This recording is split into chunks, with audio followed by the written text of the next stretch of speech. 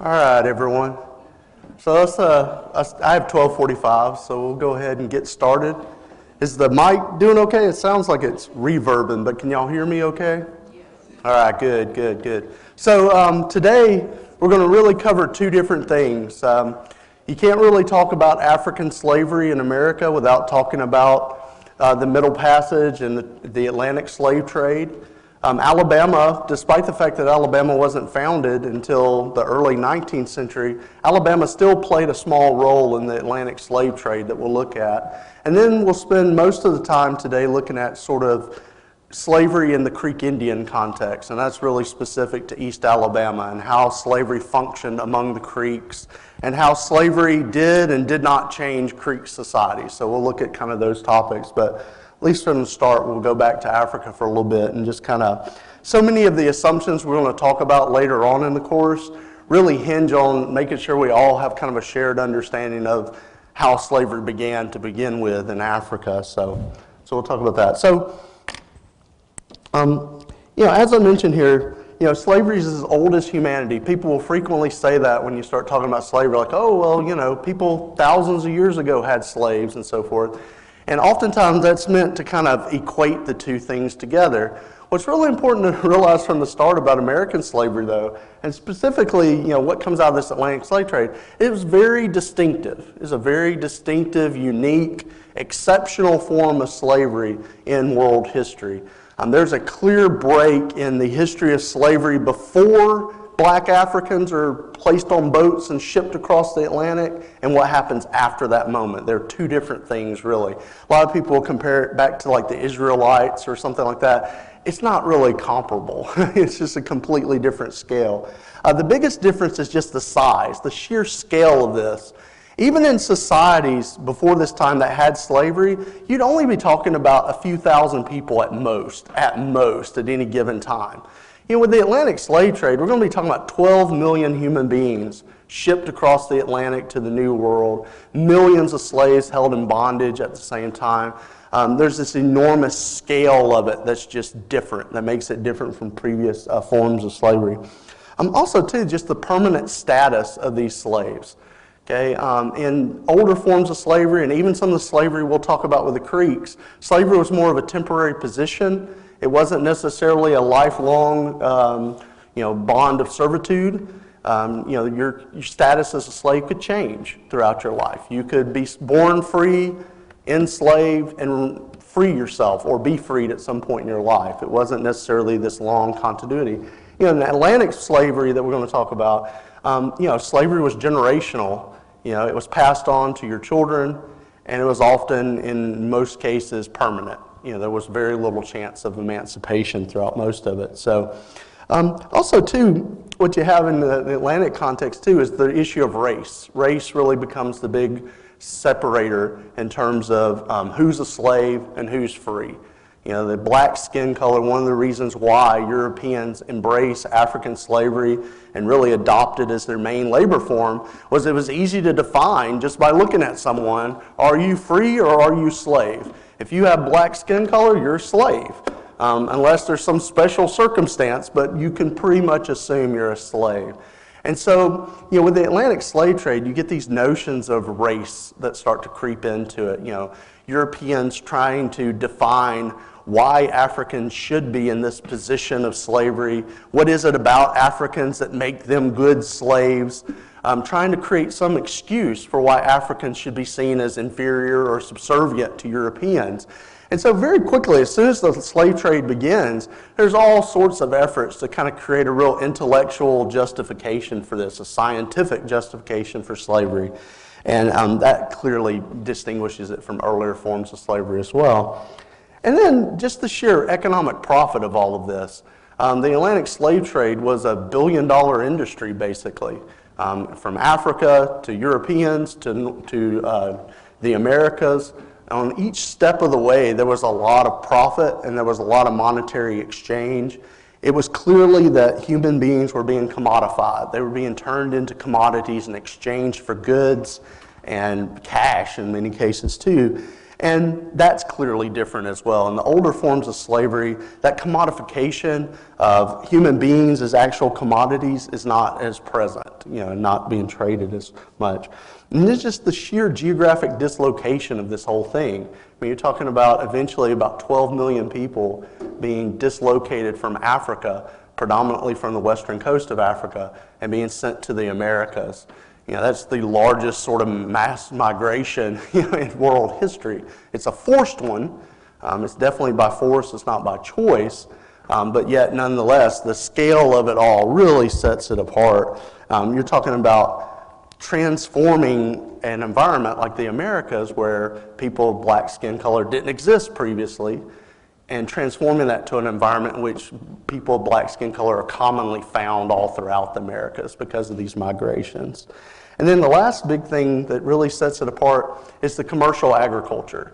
Most of what's driving this, especially as we move forward in this course, is commercial agriculture, being able to produce surplus agricultural commodities for this expanding sort of Atlantic market is what's really driving slavery. And prior forms of slavery didn't have that sort of profit incentive to it. It wasn't attached as firmly to sort of these economic motives that we'll have in this Atlantic sort of world. So it is sort of different. So it's important to kind of note that. It's also important to kind of look at what was going on in West Africa at the time that the Atlantic slave trade developed. What was happening, what did West Africa look like? Sometimes you'll have notions that West Africa was somehow primitive or backward or lacked civilization or something like that. That's just not true. I mean, West Africa certainly had a rich, vibrant culture and society.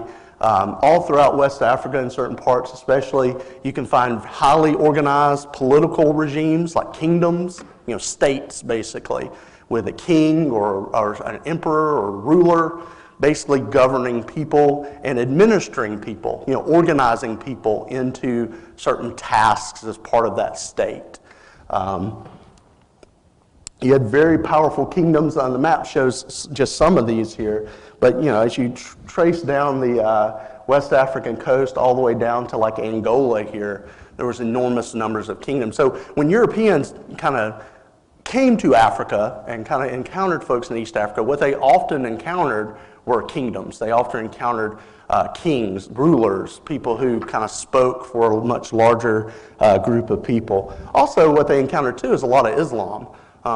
The folks of West Africa certainly were not without religion prior to Europeans showing up. Islamic expansion had spread throughout much of West Africa by this point. Many of the African kingdoms had aligned themselves with Islam. And in addition to Islam, there was another sort of group of sort of more traditional faith religions in Africa as well. And those honestly share a lot in common with some of the Native American stuff we'll talk about and others. It's this blend of understanding of nature and nature's relationship to a supreme being. Lots of folks in Africa had a concept of there being a celestial God of some kind. And in many cases, we're kind of bordering on monotheism, and celebrating this supreme being. So it certainly wasn't an environment devoid of religion or absent of it at all. And in fact, it was a very economically vibrant region as well. This map doesn't show it, but if you look at the map here, there are enormous trade routes all throughout West Africa, connecting West Africa all the way to the Mediterranean, all the way to the Red Sea. West African goods that were being mined and created basically in Ghana were being shipped all the way through the Indian Ocean by this point and making destinations all the way to India and even to China in long, long distance trade.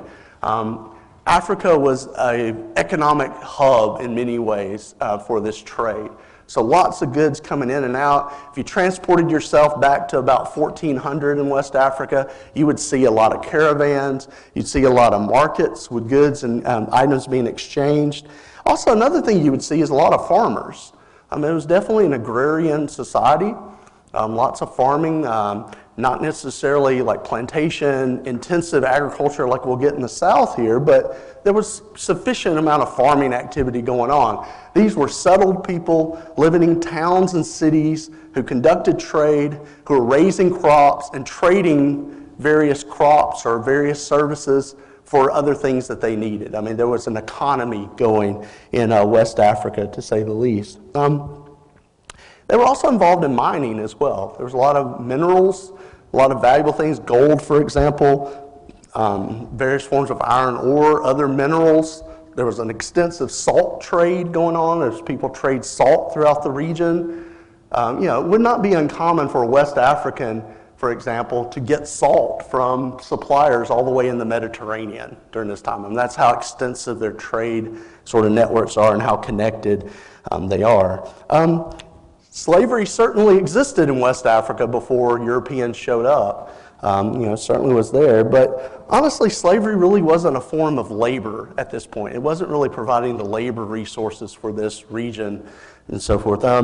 Most of the time, the slavery that existed in West Africa was war captives, people captured during conflict, during combat. And oftentimes, the people who were captured weren't held for their labor. It's not like they're forced to work on farms. They were usually sold for like ransom, basically. You kidnap somebody's warriors, and then you basically ransom them off to the people you just kidnapped them from. We'll return your warriors if you give us X amount of this item, that we want, salt, gold, whatever it may be. So there was a ransoming effect. Very often, those slaves that were captured didn't stay slaves for very long. We're talking about a very temporary sort of position. And however, if they did end up staying as slaves for longer than just a short period, a lot of these slaves were ultimately kind of adopted into the society that captured them. So if somebody is a slave for more than a few years in this society, it's not uncommon in West Africa to see that war captive basically being incorporated into that society and so forth. And this is going to be really similar to what we see with the Creek Indians. I mean, there's a lot of overlap between the two here. Also, the slavery here is very different. While men were often the warriors that were captured, it was seen as kind of unwarrior-like to be captured in battle. So very often the men that were captured in battle would be killed or kill themselves in some way. There's all sorts of ritual involved with this because it was very disgraceful to be captured in battle. So this type of slavery that did exist in West Africa actually involved very few men. I mean, it's a lot of women, it's a lot of children who had got caught up in these wars, and they're then being sold and traded around. That's going to be very different than the Atlantic slave trade. When the Atlantic slave trade really kicks off, it's predominantly men during those early years, or overwhelmingly men, that are being shipped off to the Americas. Whereas, at least at first, women and children aren't quite as desirable as sort of slaves. So, enormous sort of difference there.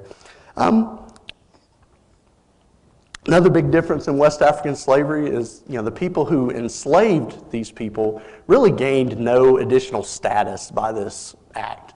In the South, we're going to have a planter class that builds its wealth and its political power on owning other people. And it uses that political power to rule or govern those people and regulate society. In West Africa, early accounts we have from the Portuguese, there's really no difference between West Africans who have a few slaves and West Africans who don't. It's very difficult actually to tell in West African society the presence of slaves or not, if they're there. There's no marker. Whereas if you go to 1840s Alabama, it's very easy to figure out who has slaves. There are clear sort of social wealth markers that identify who these individuals are, and they're very sort of proud of that sort of status. So, that's slavery before, and West Africa kind of before sort of Europeans come involved. The first Europeans that come to West Africa are going to be the Portuguese. The Portuguese come in about the 1440s. They start building the networks, the infrastructure for the slave trade at that point. But it's important to note that Europeans had already been exposed to slavery even before they come to Africa. During the Crusades and during their various encounters with Islamic expansion, in sort of modern-day Turkey and the rim of the Levant and so forth, a lot of these Europeans had already encountered plantations. There in the Mediterranean and that region, there were places where crops were being grown, sugar was being grown, people were being enslaved, oftentimes of the same sort of race as those who were enslaving them, and working these plantations in a very sort of permanent sort of fashion. So Europeans had seen this, and in many ways, Europeans initially tried to copy some of this in Europe as well. For example, before the Portuguese really get going in West Africa in the kind of mid-1400s and after, they had already exported a few number of slaves up to Europe. You could go to southern Italy, into the islands of the Mediterranean, and you could find limited examples of sort of early plantations, basically, where African laborers are being brought to the islands and their labor is being used to raise crops and sell crops and so forth. So, Europeans had already kind of started to familiarize themselves with this process, but it's not till the Atlantic slave trade that this becomes a widespread, sort of massive enterprise there. So when the Europeans arrive in West Africa, usually what they're going to encounter is kind of like this scene here. This is, there's a great deal of artistic liberty taken with this, but this is depicting the king of Congo. Congo was one of the many states that existed at the time. King of Congo was a very wealthy man, very powerful man in many ways. He had a standing army. He had servants. He very clearly stood above the rest of his society. He had a kind of a bureaucracy around him as well. So he's a man of who was greatly revered. Well, when the Portuguese came and start to discover that the most profitable or the most profitable commodity that they're going to get out of West Africa is human beings. Human beings to kind of sell over to their new world sort of plantations and so forth. When they discover this, they have to work with men like the King of Congo. They have to negotiate. They have to find a way. Because the Portuguese and most of the Europeans don't have the power to just land their ships in West Africa, march into the interior, capture a bunch of people themselves, haul them back to the ships, and then sell them. They need a middle market. They need middlemen. They need an infrastructure to make this happen, to make it work. And the infrastructure is largely going to be provided by these African kingdoms.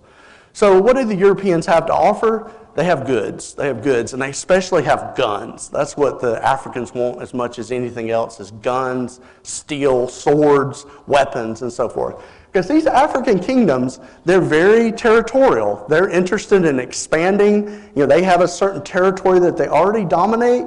But, men like Alfonso here, when he sees the opportunity for these European goods, they dream of greater expansion. Imagine the power of 50 of his warriors being armed with muskets, basically, fighting against people who don't have similar arms or lack the kind of connections. And so for many of these kings, this is an opportunity to expand their power and expand their wealth.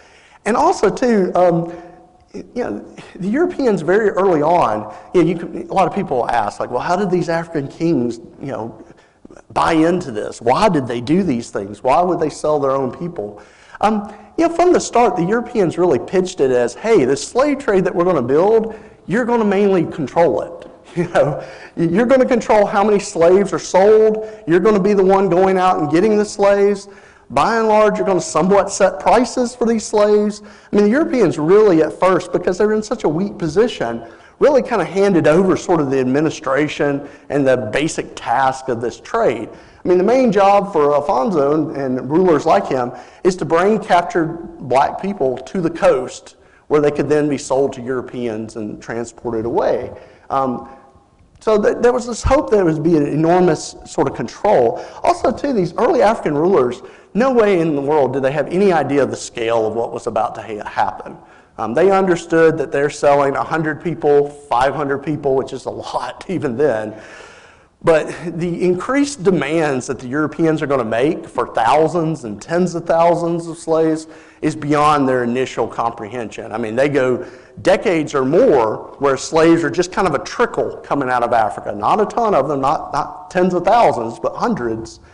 And then all of a sudden that demand ramps up. And the problem is, once that demand ramps up, these kings are kind of stuck because they have grown so accustomed to their European trade connections, their ability to get guns, their ability to get cloth from Europe, their ability to use their European connections to really dominate those around them, that they're now dependent on that. They really are dependent on that. And so Alfonso's a great example of this. If you have a ruler who says, hey, wait a second, this isn't what I signed up for. You're now asking for way more people than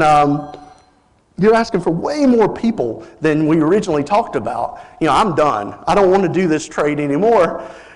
The Europeans, by that point, can do two things. They can either say, hey, if you withdraw from the trade, we're just going to go down the coast to your neighbor and we're going to give them guns. And we're going to give them. So the people you've been capturing as slaves and treating horribly and kind of eating up into the slave network, we're going to arm them and they're going to come after you for vengeance, basically. Also, too, Europeans, and this is what ultimately is kind of the real tragedy of the Atlantic slave trade, Europeans really kind of start to manipulate and really start to try to control these African kingdoms, basically launching efforts to overthrow kings, to create factions within kingdoms. For example, every king has a rival, competing family members or people in society, a great warrior who thinks he should be king. Europeans were really good at identifying these folks and saying, hey, your king is going to break off this trade, but we now want to work with you. And that divide and conquer is very effective, and it works time and time and time again. In fact, within about a century of the beginning of the slave trade, many of these African kingdoms collapse. I mean, there's about 4 or 5 major African kingdoms that go from kind of the scene you see here to non-existence, in large part because Europeans have allied themselves with others who have now conquered these people and kind of removed them from the scenario. So, highly sort of, unique sort of situation there. Let's see here. And the capturing process was, pretty typical. The film Amistad has sort of the best sort of recreation of the experience. If you check that film out, if you haven't seen it, it has a great kind of opening, kind of 20 minutes at the start of the film that really kind of takes you through this. But generally what happened is, you have these gigantic kingdoms that mostly hug the Atlantic coast. Well, on the periphery of these kingdoms are other people. Those are people who are traditionally not part of that kingdom. They're on the periphery of that sort of organized state. Well, those people tend to be farmers. They tend to live in small family groups. They don't really have a whole lot. It's not like they're accumulating a lot. Well, they made perfect victims for the slave trade. When the African kings are asked to go find 100 slaves to sell to the Portuguese, their first thought is those folks on the periphery. We can enslave those. And so the kings would organize basically slave catchers who would raid these more isolated communities. These are communities without a lot of warriors, without a lot of men a lot of times, and they would capture and kidnap these individuals, just like you see here, and basically start transporting them west to the Atlantic Ocean. And as you see in this image here, these slave catchers are armed, and they have European weapons. Oftentimes they're wearing European garb, like clothing and so forth, and they're acting directly on the orders of the king, of these African kings. It's not Europeans going in necessarily. Every now and then you see a white European in the interior, but not that often. And again, just to kind of show, it's a very disruptive process. I mean, we're talking about pretty much clearing out entire villages as part of this slave trade. Once they were overcome by the slave catchers who are after them and so forth, they're pretty helpless to the point that they get kind of sold into slavery. But this would have been a very common scene throughout the late 1400s, 1500s, 1600s, 17, for centuries in Africa. You would have seen a lot of scenes like this. So there's 2 different ways the slaves kind of made their way then across the Atlantic. Once they get to the Atlantic coast, they're then sold to Europeans, European traders, European slavers. One way was the factory system, which is kind of what's kind of more well known. The slaves would then, after they've been purchased, would be transported to islands located off the coast of West Africa, especially off the coast of Ghana. And they would be kept in forts like this. This is the fort of Elmina, which is, hundreds of thousands of people passed through Elmina during its lifetime. It was run by the Portuguese. And they would transport the Africans here, and then in Elmina, they would kind of go through what they call kind of a seasoning process with them. Seasoning meaning that, at some point, these individuals realize that they're not going home. that their life is about to significantly change. They're literally watching as boats pull up and haul away other human beings across an ocean that they really don't have a clear concept of what's on the other side. There's an enormous fear that goes along with all of this, and trepidation and so forth.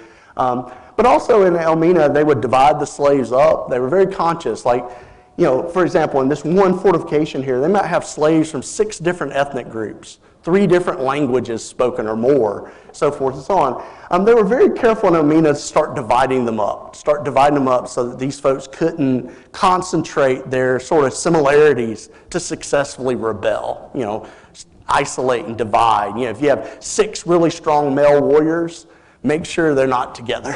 You group them and so forth. And so they're really trying to, you know, ensure that, you know, this is going to be they're trying to close down rebellion. But this is what Elmina looks like. I mean, it's basically like a prison. You know, it's, you know, kind of like images you see of Guantanamo or something like that. Slaves were kept in extremely crowded conditions.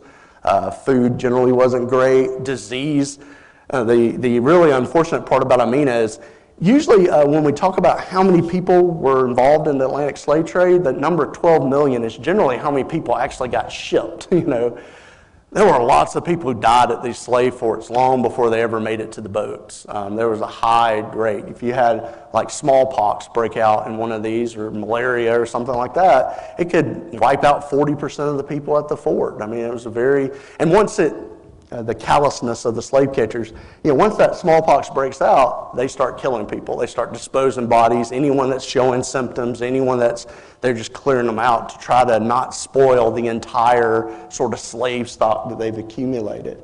So it's a very rough experience. At this point, many of the slave families themselves who had been captured sometimes together are now being separated, now being sold off. The men, for example, especially, you know, your prime male worker, you know, is being sold usually first because they're getting the highest, you know, amount of sort of value, you know, immediately there. So another way they did slave catching, and this is the one that ultimately kind of is most disruptive. I mean, although that's extremely disruptive, but this another one's even worse.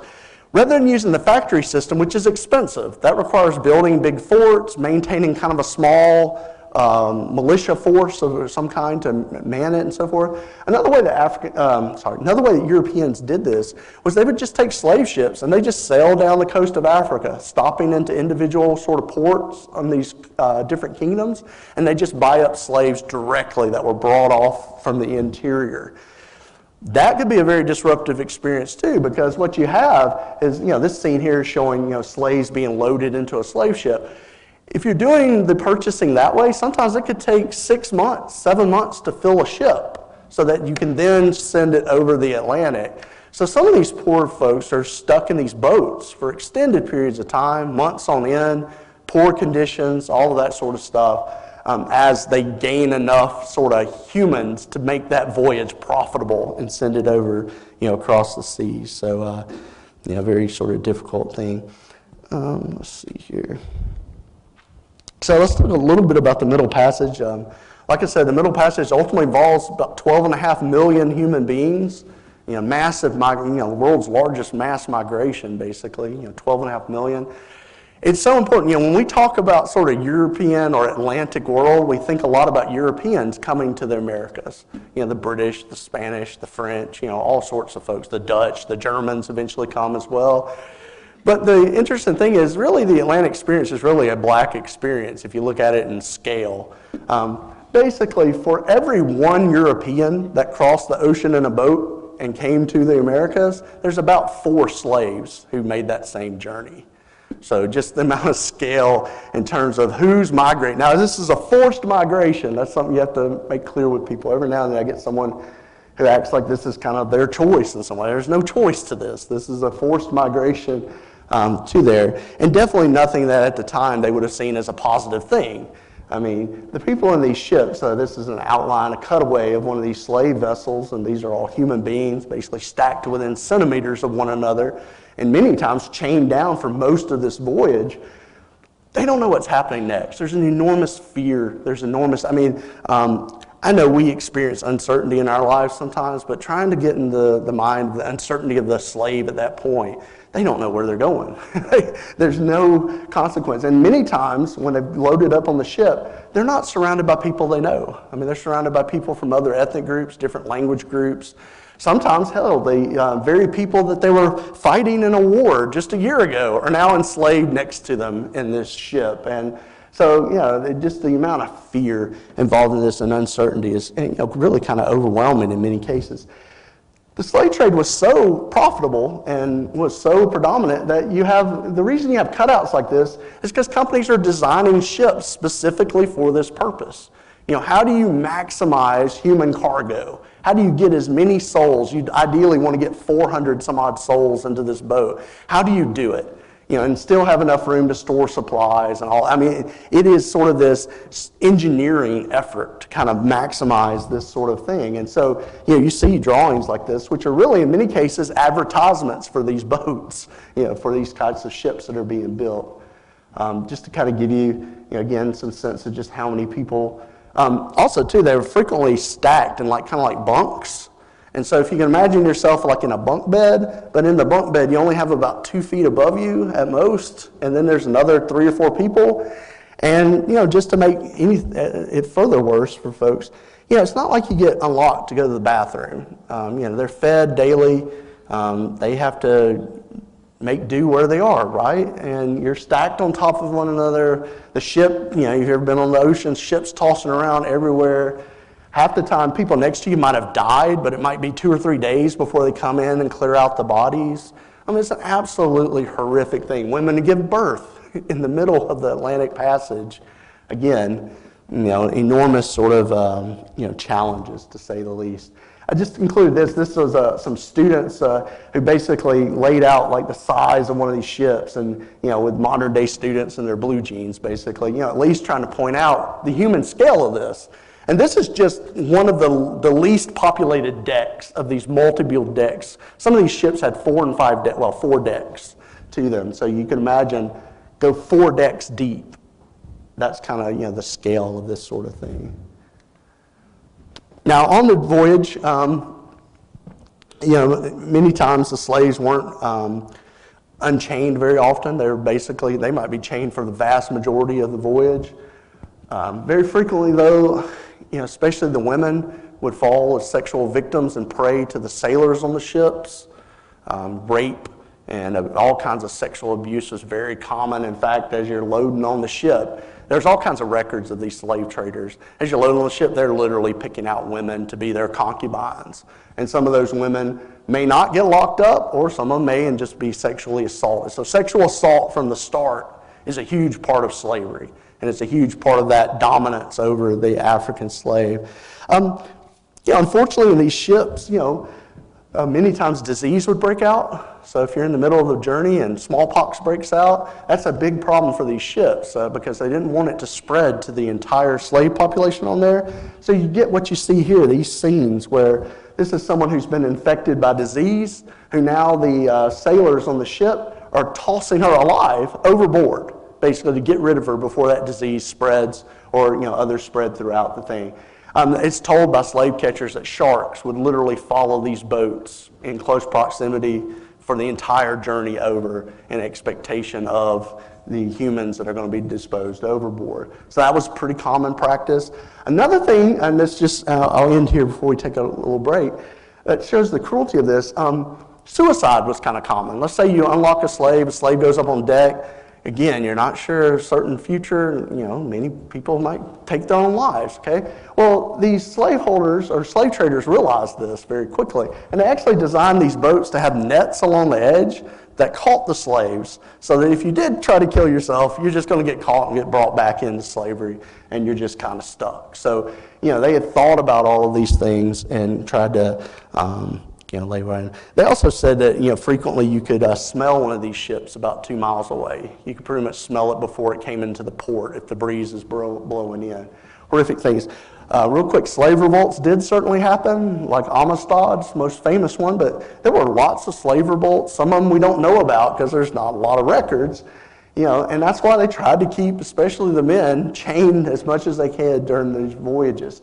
But undoubtedly, though, they needed men for certain things. A lot of these slave trader ships were very lightly manned. They might only have a dozen or so white sailors or European sailors as part of this.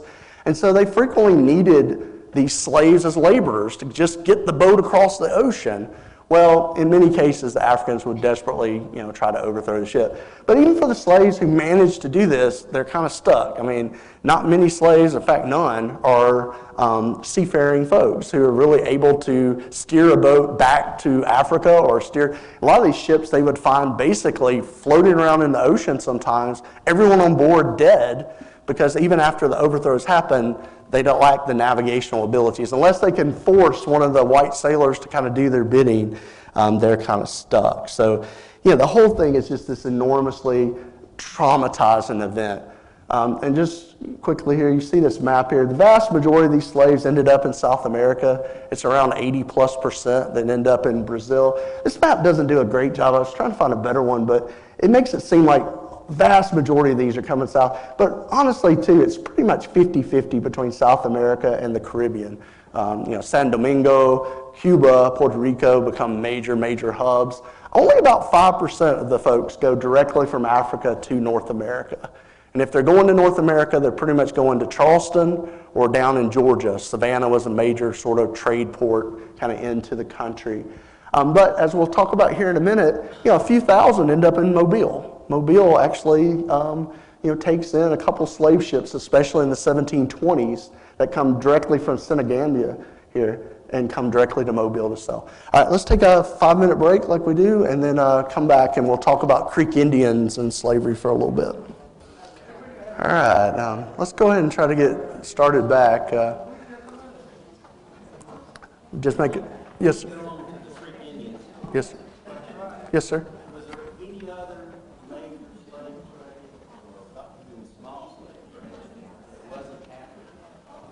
Oh, okay, yeah. Yeah, certainly there was, but nothing, again, it's just a matter of scale at the end of the day. I mean, it's not uncommon. Basically, it's asking, are there other slave trades beyond just the Atlantic slave trade, right, and other sort of world contexts that are happening?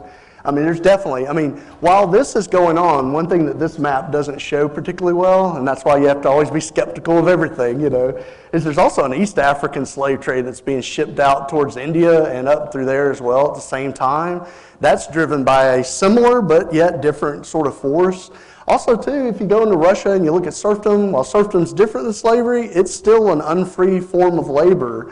And there is a certain movement of peoples in Russia that, again, is not the scale of this, but yet it's a lot of people sometimes that get moved basically as human property. So yes, and They weren't captured necessarily. They were part of the East African ones are definitely captured. As Islamic expansion takes place, centuries before this, there's slavery that kind of marches along with that. So some of those folks are definitely captured, and the Islamic world becomes quite large, and some of those individuals are shipped to different places in that Islamic world. So yeah, but in Russia, not exactly captured, but they've basically kind of fell into this landless state of serfdom that's pretty much permanent, at least in the Russian context. What about the migration oil, the trade to London, England? Yeah. Yeah. Yeah. Yeah, it's definitely small, and some of this is meant to kind of indicate some of what I was talking about earlier. You see some of this trade going up into the Mediterranean. These Atlantic world or America's plantations don't just take off and boom overnight. I mean, for some of them, like especially in Alabama, like in Mobile, it's a long process to make it even profitable. And so, a lot of these more established, older European Mediterranean plantations were still in operation during the same time. So they had a demand for some African slaves. You'll also find them in many of these port cities in Europe. You're not going to go into the European interior and find too many Africans during this period, but in the ports, like Lisbon especially, where the Portuguese, a lot of times those slaves are being trained to kind of be intermediaries in some way, sometimes as kind of, they're still slaves, but they're also being woven into this Atlantic exchange. They're either helping with the ship voyage in some way, or they're doing tasks that are associated with the slave trade.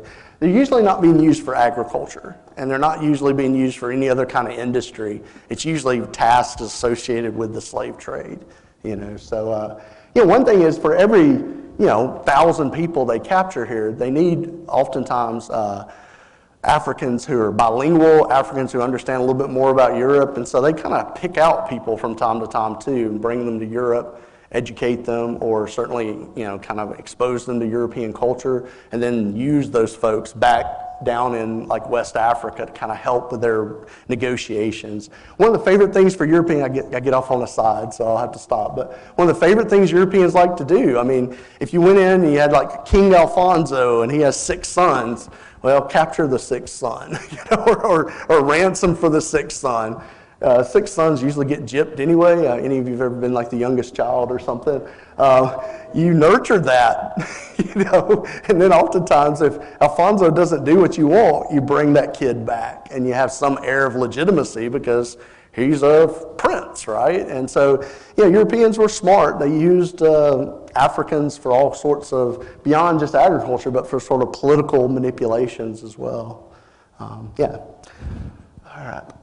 Just a real quick thing too, before we move on from the slave trade, is you do see that the trade evolves over time and it changes, and there's kind of a peak period. I can send this out to y'all, but you look at this thing and you see the peak periods for slavery is roughly around the last decades of the 18th century is when the vast majority, I mean basically in these decades during this point, you have 700,000, 800,000 people being transported, overseas. So, it kind of reaches sort of this peak sort of period. And then you see, and this is kind of the interesting thing, right in this period here, it should be declining pretty significantly because the British and the Americans have both banned the Atlantic slave trade by that point. But yet it's still going on. There's still a sizable slave trade taking place. And in fact, if y'all been keeping up in the news, Alabama has kind of a unique distinction of kind of being the destination for perhaps the last Atlantic slave trade ship to come to America in 1860, and basically, the Clotilda and all the stuff that's involved with that. But you can see, even up to 1860, there's still a little bit of this trade going on. A lot of it's illegal. And we could talk about that a little bit when we get further on. But it's important to know, again, you can see how these African leaders during this early period here, we're talking about a lot of people, but the scale of this is going to change radically. By the time you get to this period here, a lot of those African kingdoms have basically been either overthrown or now and clearly in the hands of European kind of patrons who are basically dominating this sort of system. So anyway, so just kind of... Mm-hmm. What about slavery as an institution? When was it outlawed worldwide? Yeah. How long did it last? Well, that's one of the things. America becomes the peculiar institution because in America, when America has slavery, there's really only 2 other places on earth that still have slavery in any significant degree, and that's Brazil, who will basically outlaw it right about the same time as our Civil War. The U.S. is going to outlaw it mostly in 1865, although we can talk a lot about what happens in Reconstruction, and Russia, which also frees serfs roughly at the same time. So America's in the last sort of vestiges, the last examples of this that you'll find in the world. That's what makes things so difficult during the Civil War. The British, the French, Europeans have already banned this and have certainly moved toward it. Now, I will say, though, in many Caribbean islands, though, the British have an earlier abolition movement than the U.S., but you could go to British islands in the 1850s and still find slaves, still find fair numbers of them. It was illegal to buy more from Africa, but that process of emancipation was kind of uneven in what actually happened as this took place. But really, again, we'll talk about this a little bit, but that's really misleading as well because what really develops is just different forms of unfree labor. It's not like the kinds of conditions of slavery end. I saw a stat recently, I get off on tangents, but when I was doing stuff for the 150th anniversary of the Civil War, I would get asked a lot to come speak to groups. And one talk I would give is about modern day slavery. Modern day slavery today involves more people than this, at least in a year to year sort of thing. And the economic billions made off of it. It's just as great. But yet it's not seen as quite the crisis that this might have been seen as in 1860 in America or something like that. So, ultimately what happens, slavery is kind of an odd term. Ultimately what happens is, the folks who are profiting this just figure out other ways to have different forms of unfree labor. So. All right, before I get way too off. Let's talk about the Creek Indians a little bit, but thank you for your questions. And I'm always happy. Today I might be running out of here because I have a department meeting I have to go to, but most days I'm happy. A couple of y'all email me during the week. I love that stuff. So y'all, anytime, I love talking to y'all. So let's talk about the Creeks now. So just as slavery had existed in Africa long before Europeans came along, well, slavery had existed in North America too, long before Europeans came along. The problem is when the Europeans come along, though, they're going to unleash some forces in Native American society. They're going to be extremely disruptive and really change what slavery looks like in Native American society. So just as some context here, just like Africa had lots of rich, vibrant civilizations, so did North America.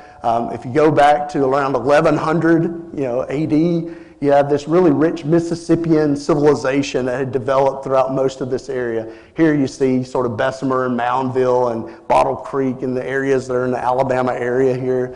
If you could go back in time to around 1200, 1300 and walk around, you would encounter large cities. Some of these places that have as many as 20 to 30,000 inhabitants, have very advanced sort of, not advanced, but would have like standing armies. They would have a ruler, a king, a headman over them, and certainly be well organized. They look very similar to a lot of society. And in fact, many of these places, places like Etowah up in northwest Georgia, and especially Cahokia up outside of St. Louis, these are just as big as any European city at the time. These are large places with a lot going on.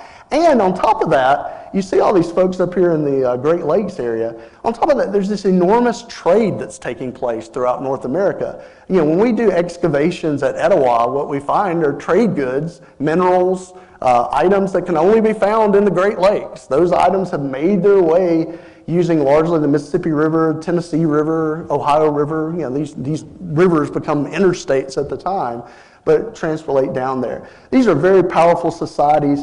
The Creek Indians that we're going to look at, they are the ancestors of this Mississippian culture here. They are the people who survived from that. The Cherokee are not. When you go to Etowah Mounds or Okmulgee, that's not the ancestral homeland of the Cherokee people. The Cherokee basically come from the Ohio Valley, and they don't even really move down into northern Alabama and northern Georgia until a decade or so before the American Revolution. So they're not really a big factor in some of this story here. But, this is a mass network. Well, for reasons, this is just examples of what these places would look like, artistic sort of renderings of, this is like Cahokia, which is kind of the greatest example. But, they had advanced housing. I mean, these houses don't look much different than the houses that are going to be at Jamestown, They're not living in teepees, and not all of them are living in mud huts. I mean, they are highly organized. There's a lot of engineering that takes place in these towns as far as how they're organized, feeding people, all of that. Just give you a sample here. This is one up in northwest Georgia.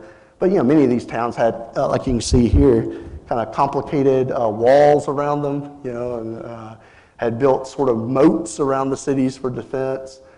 These places oftentimes are at war with neighboring cities just like them. They're competing for resources, or sometimes just men like to go fight one another because it helps you in your match.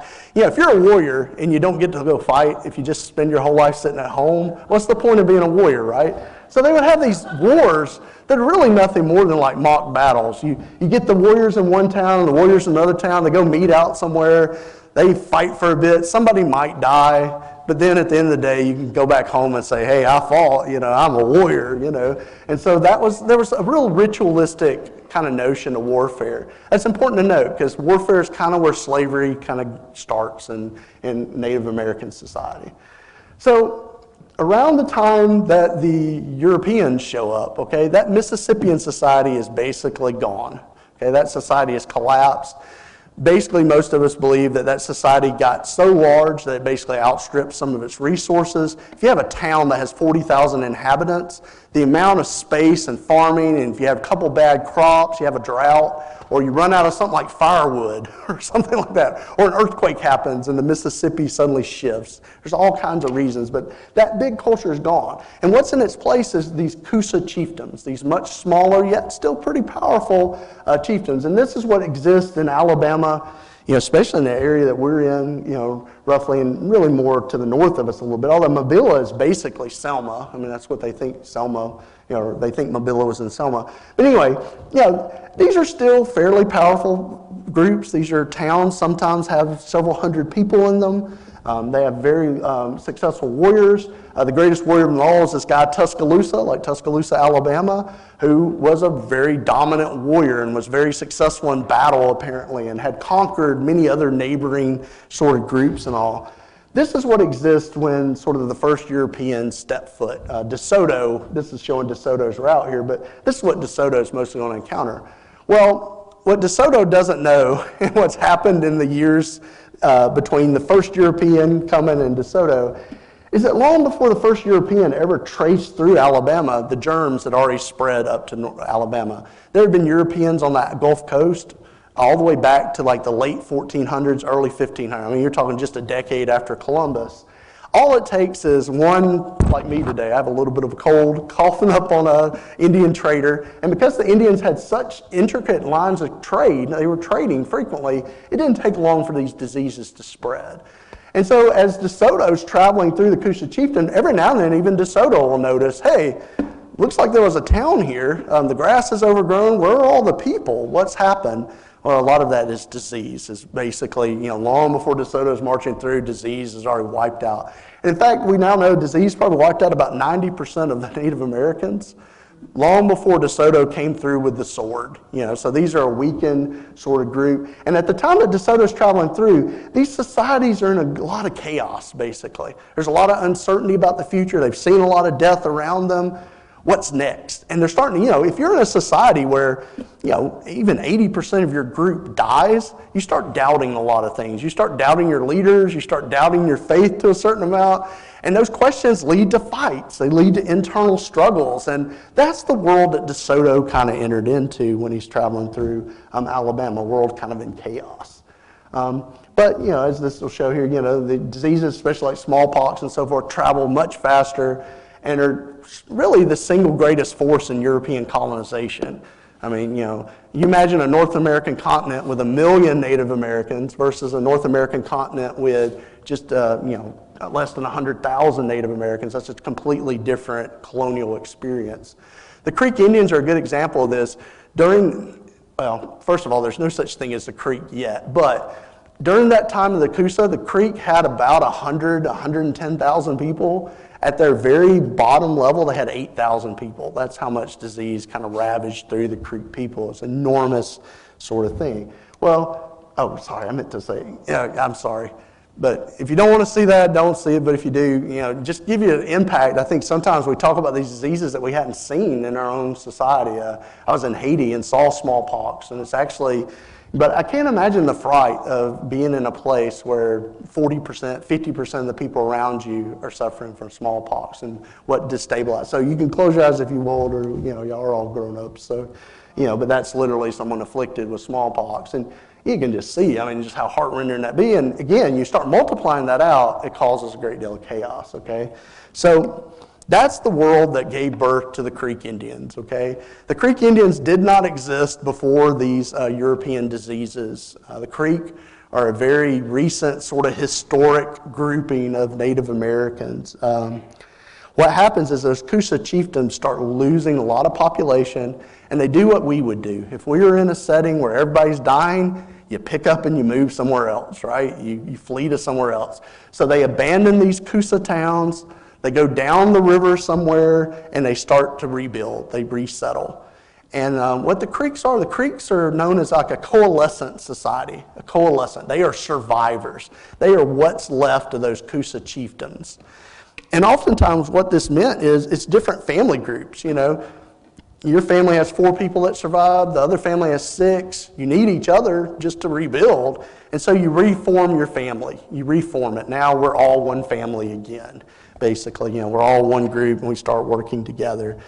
So at the early days of Creek society, by the time Europeans come along, the Creeks have just emerged out of this period of great uncertainty, of great change, and so forth. The Creek Indians are multiple ethnic groups. That's something really important to keep in mind. The British come along and just say, hey, you're Creek Indians, but the Creeks didn't see themselves that way. Among the Creeks, there are about 6 different languages that they speak. There are about 12 different ethnic groups. Sometimes even within a town, there are different ethnic groups who definitely identify themselves as different. The primary one of them all is Muskogee. That's why you get the name Muskogee Creek. That's the principal language and the principal sort of ethnic group.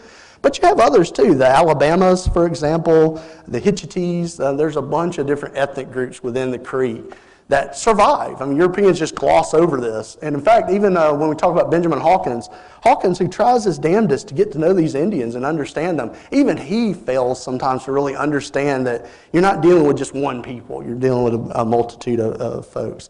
So if you go into there, about this early time, the Creeks are down to about 8,000 people. Things are kind of desperate. The towns are rebuilding.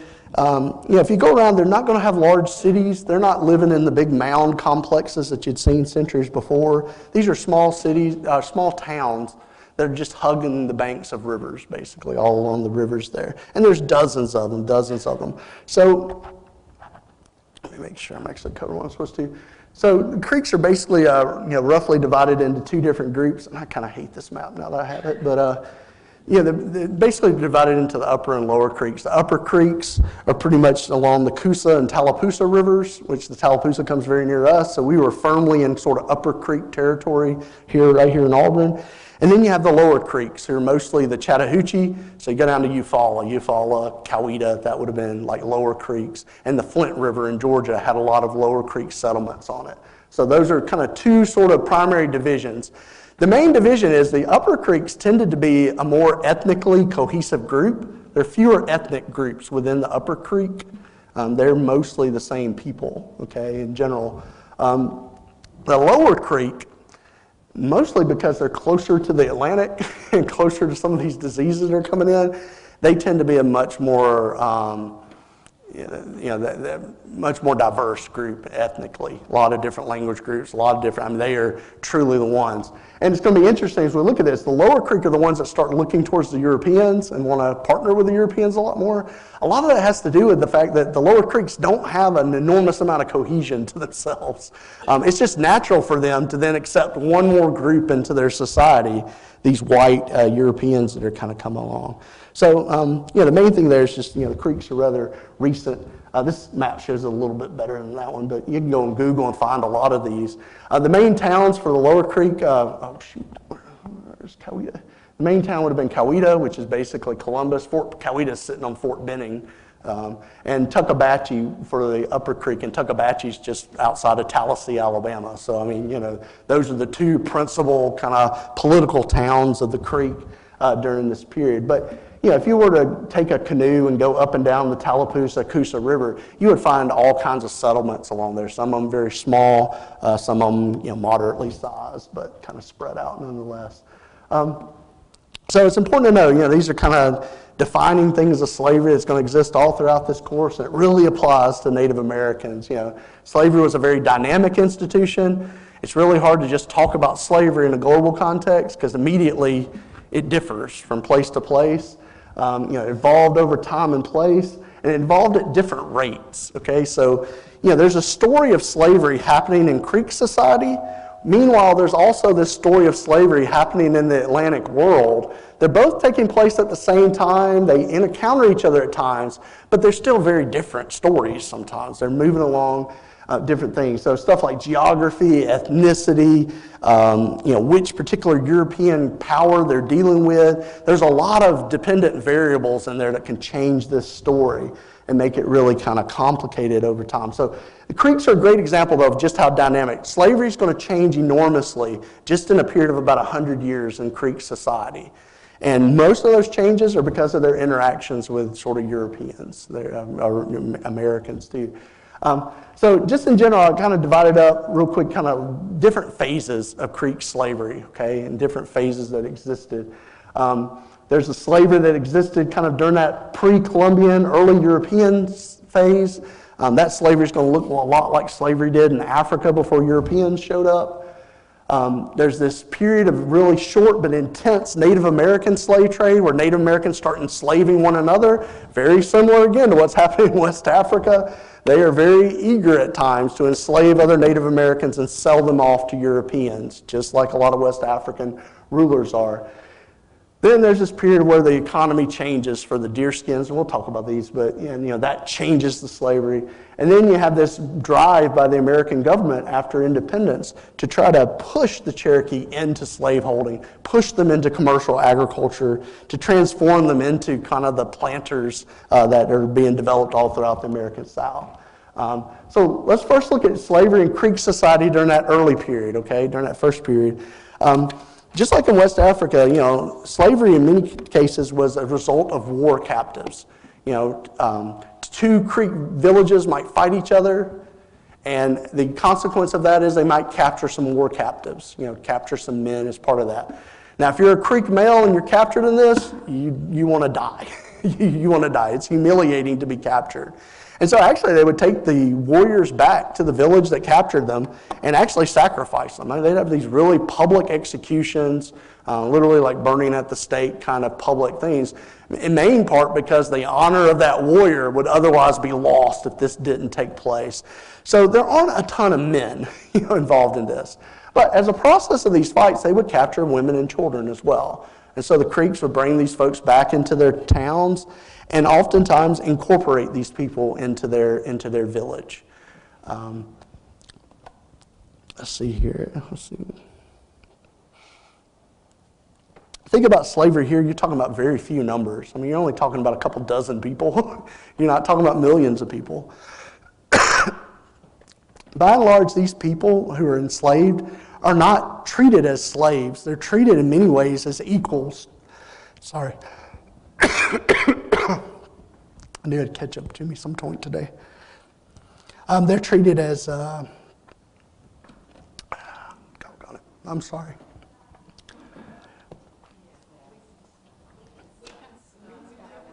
No. Let me get some water real quick, and I'll be right back. Oh, okay. I'm sorry. This is my third class today, so I knew my voice would die at some point. Hey, thanks. There's no way. Donation from my friend. Oh, thank you. God bless you.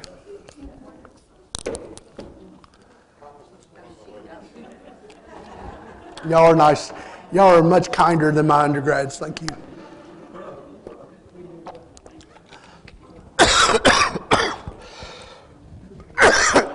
Sorry. All right, so thank you all. Again, slavery in this early stage, there's no real difference in labor.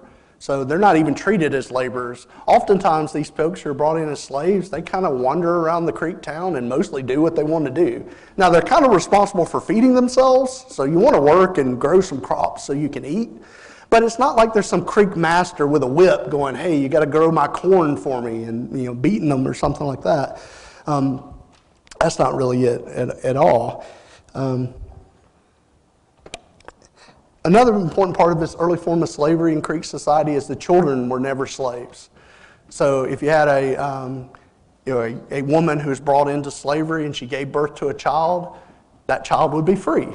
Whereas in the slavery that's going to form in Alabama, even when it's a white man having a non-consensual relationship with a black female slave, that child, the offspring of that, is still considered a slave. Thank you so much. Thank you. So there's a big difference there too. It's not generational. It's not like they're building. There's no extra status for the person who's a master. In fact, most of the time, slavery is a very temporary state, especially for women. If you're a Creek woman captured, it's very likely that you're going to marry into the town that captured you. Another Creek man is going to marry you, and you're going to be kind of part of that kind of society and that kind of world. So, not a huge sort of thing there. And Oh, yeah, I have that up there. Okay, so William Bartram, he travels through Creek country in the 1770s, right at the time of the American Revolution. Amazing stuff if y'all never read. If you want to kind of imagine what this world looked like in right where we are during this period, read William Bartram. Beautiful stuff. But Bartram is sensitive to slavery. He encounters it. He sees it among the Indians. He knows what slavery is because he's seen it among the Americans and the British and so forth too. And he comments, he's like, this slavery is just different. You know, the slaves walk around the town seemingly unfettered. They don't have any restrictions on themselves. They seem to engage in sexual relations with other Creek without real prohibition or anything like that. And, you know, people who speak of being captured as slaves now speak as free men, as free individuals in that society. So, you know, but Bartram, you know, says, you know, this is slavery, but just barely, basically. This doesn't look a lot like the slavery I'm used to in other sort of places. Also, for some of these slaves, there's enormous opportunity to be adopted in that society and actually rise in prominence. You know, rise to be greatly respected in that society. A good example, and I'm bad with names, but Esme Te Segu, this Creek Indian warrior, okay, Esme Te Segu, his grandmother was a slave. She was captured as a war captive. She got adopted into the Tiger clan, which is a very powerful family group in Creek society.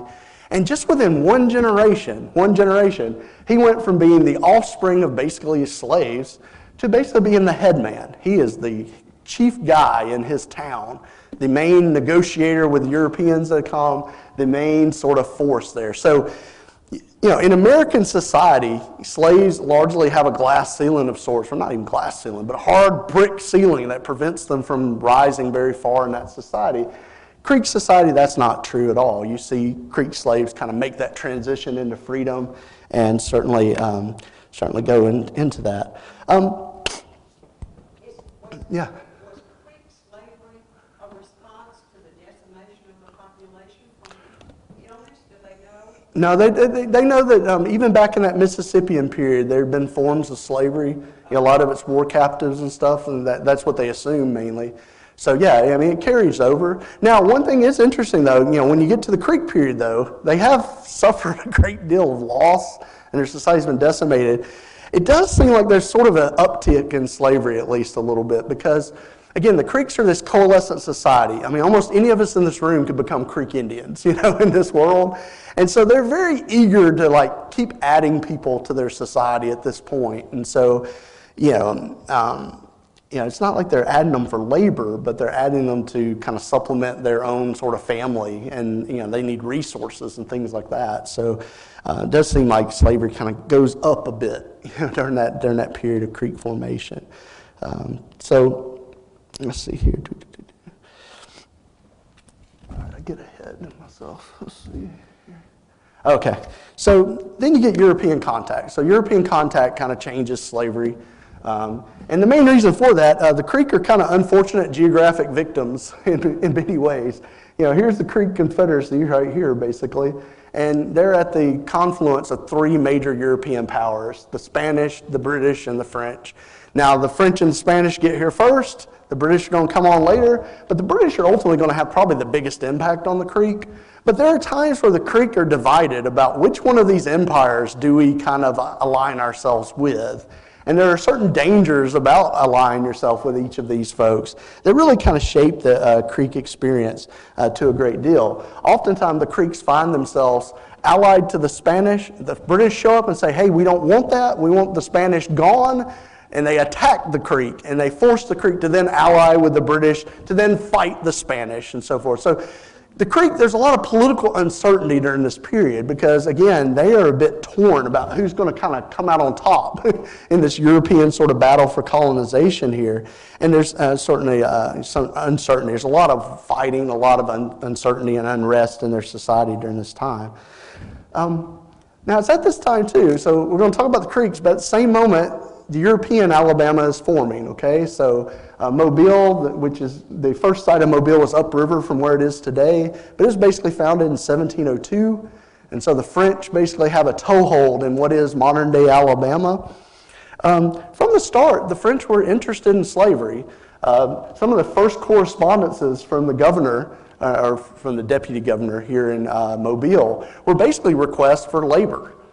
They needed labor to clear land, they needed labor to build their town, and they were experimenting with crops. It's not going to be cotton quite yet. They're playing around with cotton, but there's a whole other, they're thinking indigo is the big future. It's not going to be, but they think that.